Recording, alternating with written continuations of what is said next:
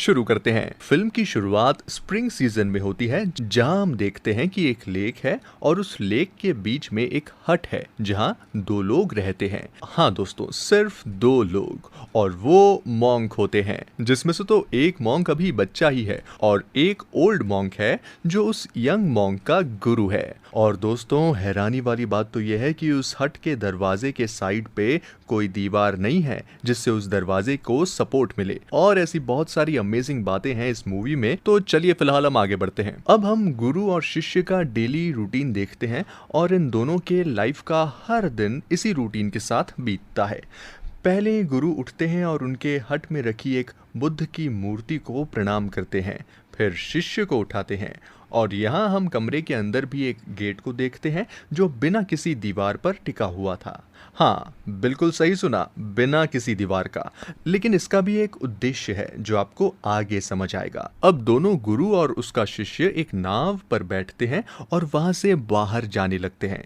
और वो नाव ही एक साधन है जो उसे बाहर की दुनिया से जोड़ती है। और गुरु भिक्षा मांगने चले जाते हैं और शिष्य पहाड़ी पर चढ़ के जड़ी बूटी लाने चला जाता है। अब छोटे मॉन्क को रास्ते में एक सांप दिखता है, लेकिन छोटा मॉन्क उस सांप से डरे बिना उसे हाथ से पकड़कर दूर फेंक देता है और वहीं बने गौतम बुद्ध की स्टैचू से झील को देखने लगता है। नाउ अब आप ये सीन याद रखिए क्योंकि ये सीन आगे मैं एक्सप्लेन करूंगा। दोनों वापस आते हैं और छोटे मॉन्क के लाए हुए जड़ी बूटी को गुरु देखने लगते हैं और कुछ जड़ी बूटी को निकालकर साइड कर देते हैं और कहते हैं कि ये जहरीला है, जबकि सारी जड़ी बूटी एक जैसी ही दिखती है। अच्छा, वैसे क्या आप कभी किसी मॉन्क से मिले हैं? अरे भाई, अगर नहीं मिले तो मिलिए, क्योंकि आपको भी कुछ जीवन के सच पता चलेंगे। चलिए फिलहाल हम आगे बढ़ते हैं। अब हम नेक्स्ट सीन में छोटे मॉन्क को उसी नाव से पहाड़ी की तरफ जाते देखते हैं और वो एक तालाब में जाकर एक मछली को पकड़कर उसको बांध देता है। मछली को दर्द में देखकर वो खुश होता है। यही काम वो एक मेंढक और सांप के साथ भी करता है और ये सब करते हुए उसे ओल्ड मॉन्क देख लेता है। लेकिन ओल्ड मॉन्क उस टाइम यंग मॉन्क को कुछ नहीं बोलता है। जब छोटा मॉन्क सो रहा होता है तो गुरु एक पत्थर यंग मॉन्क के पीठ पर बांध देता है। ये सुनकर आप ऐसा तो नहीं सोच रहे कि ये कैसा गुरु है? जरा रुकिए, अभी आपको बहुत कुछ जानना बाकी है साहब। जब सुबह छोटा मॉन्क उठता है तो उसे बहुत तकलीफ होती है और वो गुरुजी के पास जाता है और कहता है उसे बहुत तकलीफ हो रही है। ये सुनकर गुरुजी कहते हैं, वो उस बेजुबान जानवर को भी तो तकलीफ हुई होगी जिसको तुमने बांध दिया था। गुरु कहते हैं कि जाओ उस सब एनिमल को आज़ाद करके आओ जिसको तुमने बांध दिया था, और उसको ये सब पीठ पर पत्थर रख के ही करना है। छोटा मॉन्क फिर से उस झील में जाकर मछली को देखता है तो मछली मर गई होती है, लेकिन फ्रॉग जिंदा था तो उसे आज़ाद कर देता है और सांप भी मर गया होता है। ये देखकर छोटा मॉन्क बहुत दुखी होता है और रोने लगता है। ये स्प्रिंग सीजन यहीं पर खत्म हो जाता है और अब समर यानी गर्मी का सीजन स्टार्ट होता है। ये कहानी से बहुत कुछ सीखने को मिलेगा और सीखने में वक्त तो लगेगा ही, और वक्त के साथ मौसम तो बढ़ेगा ही। और वो छोटा मॉन्क अब बड़ा हो चुका है। अब वो फिर से पहाड़ी पर चढ़ के गौतम बुद्ध के स्टैचू से झील के नज़ारों को देखता है। वहीं पर पहली बार यंग मॉन्क दो सांप को संभोग करते हुए देखता है तो पहली बार उसके मन में संभोग के प्रति जिज्ञासा होती है। वहीं उसे दूर से एक लड़की और उसकी माँ आती हुई दिखाई देती है। दरअसल वो लड़की एक बीमारी से सफ़र कर रही होती है, इसीलिए वो गुरुजी से इलाज करवाने आती है। वो मॉन्क जाता है और दोनों माँ और बेटी को गुरु के पास ले जाता है। छोटे मॉन्क को उस लड़की के प्रति अट्रैक्शन होने लगता है क्योंकि इससे पहले उसने कभी किसी लड़की को नहीं देखा था, और होगा भी क्यों नहीं। एक लड़का लड़की को देखता है तो कुछ कुछ होता है। तो आप लोगों के साथ भी ऐसा कभी हुआ है? हाँ, तो कमेंट में ज़रूर बताइए। फिर उसकी माँ गुरुजी से पूछती है कि मेरी बेटी ठीक तो हो जाएगी ना? गुरुजी जवाब देते हैं बिल्कुल ठीक हो जाएगी, और वो औरत अपनी बेटी को गुरुजी के पास कुछ दिन के लिए छोड़ जाती है। एक दिन वो लड़की अपने कपड़े चेंज कर रही होती है तो छोटा मॉन्क देखने लगता है अब ये बहुत नॉटी हो रहा है, लेकिन फिर उससे ये गलत लगता है तो वहाँ से चला जाता है।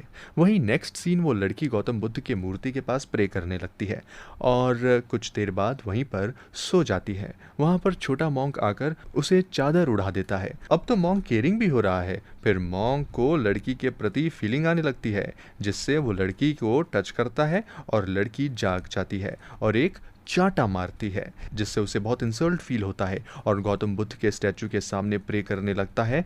तब तक वहाँ गुरुजी भी आ जाते हैं और लड़की वहाँ से चली जाती है। बच गया छोटा मॉन्क, नहीं तो आज गुरुजी नानी याद दिला देते, जैसे कभी ना कभी आप लोगों को भी याद दिलाया ही होगा। अगले दिन मॉन्क जड़ी बूटी लाने पहाड़ी पर जा रहा होता है तो उस लड़की से पूछता है कि तुम भी चलोगी, तो लड़की मान जाती है। अब दोनों लेक में मछली पकड़ रहे होते हैं। वहां पर मॉन्क फिर लड़की को छूने की कोशिश करता है, लेकिन लड़की झटक देती है। रात में लड़की मॉन्क को देख रही होती है और साइड चेंज कर लेती है। ओहो, अब तो लड़की को भी धीरे धीरे फीलिंग्स आ रही है। नेक्स्ट डे गुरुजी उस लड़की को जड़ी बूटी बना कर देता है। छोटे मॉन्क फिर से उस लड़की को जंगल में घुमाने ले जाता है और यहाँ दोनों काफ़ी क्लोज हो जाते हैं और यंग मॉन्क पहली बार उस लड़की के साथ संभोग करता है। लीजिए, जिस चीज़ का आप लोगों को इंतज़ार था वो हो ही गया। फिर दोनों वापस आ जाते हैं और रात में ये दोनों फिर से फिजिकल होते हैं और अगले दिन छोटा मॉन्क लड़की को पहाड़ी पर घुमाता है और दोनों एंजॉय करते हैं। गुरुजी दोनों को एक साथ देखकर खुश होते हैं। फिर छोटे मॉन्क पूछता है लड़की से कि तुम ठीक हो चुकी हो ना? लड़की जवाब देती है हाँ। फिर छोटा मॉन्क कहता है कि मैं तुम्हारे बिना एक पल भी अब नहीं रह सकता।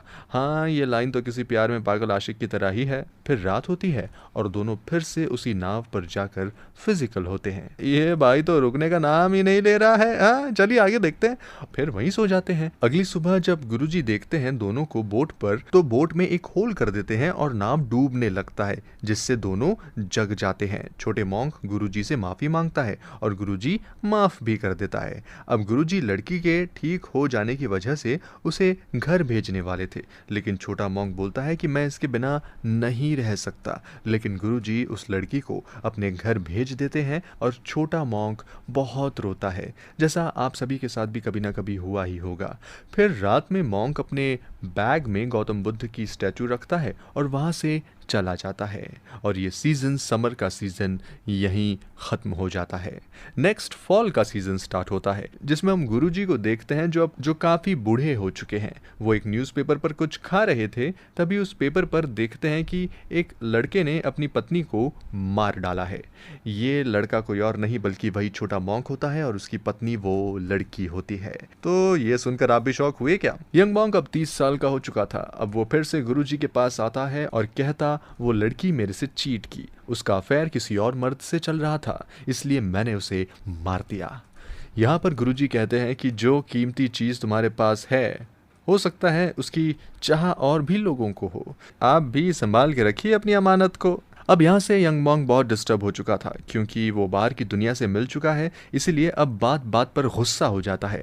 वो एक दिन सुसाइड करने की भी कोशिश करता है, लेकिन गुरुजी उसे ऐसा करते देख लेते हैं और गुरुजी उसे बहुत मारते हैं और पनिश करते हैं और रस्सी से लटका कर बांध देते हैं। फिर गुरुजी बाहर अपने लैंग्वेज में कुछ लिखते हैं। अब यहाँ मैं क्या मजाक करूँ भाई, यहाँ तो बात खराब हो गई है। और अंदर छोटा मॉन्क एक नाइफ से अपने बाल काट लेता है। जब बाहर आता है तो गुरुजी उससे कहते हैं कि इसी नाइफ से तुम इस लिखे हुए को कार्व करोगे, जिससे तुम्हारे अंदर का क्रोध शांत हो जाएगा।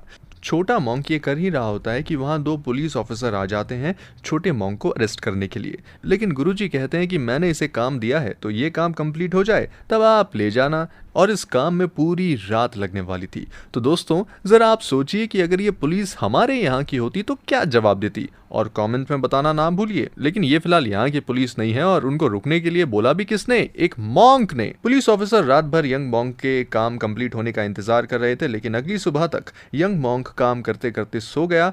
तो गुरुजी बताते हैं कि आप लोग भी ये काम कीजिए, इससे मन को शांति मिलती है। तो दोनों पुलिस भी काम करने लगते हैं, लेकिन ये पुलिस कुछ ज्यादा ही शांत नहीं है दोस्तों। शायद उन दोनों को भी इसकी जरूरत थी। जब छोटे मॉन्क की नींद टूटती है तो उसका सारा क्रोध खत्म हो चुका था। अब वो पुलिस के साथ जाने के लिए रेडी हो जाता है और अब लास्ट बार झील को देखता है, क्योंकि इसी झील पे उसने पहली बार संभोग का आनंद लिया था। अब दोस्तों यहाँ पर हम गुरुजी के पावर का एक छोटा सा झलक देखते हैं, क्योंकि जब तक यंग मॉन्क गुरुजी को पीछे मुड़कर नहीं देखता है तब तक नाव आगे नहीं बढ़ती है, क्योंकि गुरुजी भी जानते थे कि इसके बाद वो अपने शिष्य से कभी नहीं मिल पाएंगे। फिर पुलिस यंग मॉन्क को ले जाते हैं। कुछ सालों के बाद ओल्ड मॉन्क बूढ़ा हो चुका था और उनका विजन भी कमज़ोर होने लगा था। ओल्ड मॉन्क समझ जाते हैं कि उसे शरीर को त्यागने का समय आ गया है और ओल्ड मॉन्क बुद्ध के रीति रिवाज के हिसाब से शरीर को त्याग देते हैं, नाव के साथ अपने आप को भी डुबा लेते हैं। हाँ बिल्कुल, बुद्धा फिलॉसफी में ये कहा गया है कि हम अपने शरीर को सिर्फ त्यागते हैं, आत्मा अमर होती है। अब मौसम चेंज हो चुका है, अब विंटर का समय यानी ठंडी का मौसम आ गया है। दोस्तों ये मौसम तो आपकी गर्लफ्रेंड की मूड की तरह बार बार चेंज हो रहा है। हाँ क्यों, सही कहा ना मैंने। और वो यंग मॉन्क जेल से बाहर आ गया है, अब वो 40 साल का हो चुका है और अब वो फिर से उसी झील में आता है और देखता है कि पूरा झील बर्फ से जमा हुआ है। अब वो वहाँ आता है और गुरुजी जहाँ कैंडल जलाते थे वहाँ पर वो कैंडल जलाने लगता है और अब वो गुरुजी का सारा काम वो छोटा मॉन्क करता है। एक दिन उसे गुरुजी की एक बुक मिलती है जिससे गुरुजी आसन सीखते थे। यंग मॉन्क गुरुजी की तरह एक्सरसाइज सीखना चाहता है। अब वो समझ गया था कि औरत का चक्कर बाबू भैया बहुत खराब होता है। खैर आगे बढ़ते हैं। पूरा लेक बर्फ से ढका हुआ था तो पानी पीने के लिए उसके पास कोई स्रोत नहीं था, तो उसने एक जगह होल किया और पानी पीने के लिए उसने पानी का स्रोत बनाया। फिर एक दिन एक औरत अपने फेस को छुपाकर अपने बच्चे को वहाँ लेक पर छोड़ने आती है।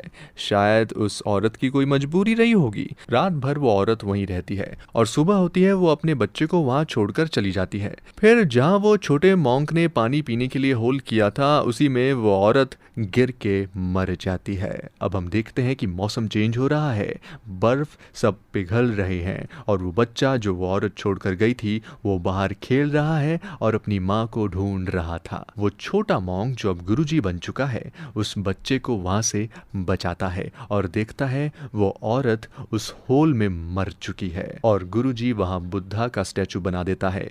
गुरुजी अपने पीठ पर एक पत्थर बांध लेता है और पहाड़ी के ऊपर चढ़ने लगता है।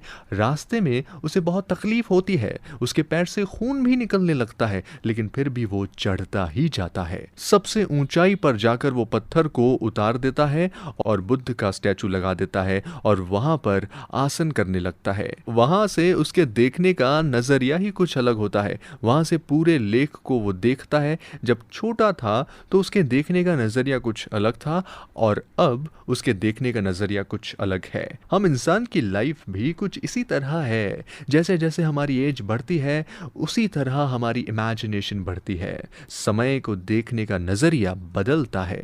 खैर यहाँ फिर से सीजन चेंज होता है, विंटर बीत चुका है और स्प्रिंग आ चुका है। छोटा लड़का अब बड़ा हो चुका है और वो बच्चा बिल्कुल यंग मॉन्क के बचपन की तरह दिखता है। जो शिक्षा यंग मॉन्क को गुरुजी ने दिया था अब वो शिक्षा उस बच्चे को ये दे रहा है। लेकिन हाँ अब यहाँ कोई लड़की का एंट्री फिर से नहीं होने वाला है, तो आप ज्यादा खुश मत होइए। हाँ और फिर वहीं अगले सीन में हम देखते हैं कि जो गलती छोटे मॉन्क ने अपने बचपन में किया था वही गलती फिर से वो बच्चा करता है, जैसे कि मछली को बांधना। तो ये सीन हम इंसान की लाइफ साइकिल को रिप्रेजेंट करता है और फिर छोटा मॉन्क गौतम बुद्ध के स्टैचू के पास जाकर व्यू को एंजॉय करता है और देखता है और मूवी का यहीं पर दी एंड हो जाता है। बेसिकली दोस्तों ये मूवी हम इंसान के लाइफ के मीनिंग को समझाने की कोशिश करती है।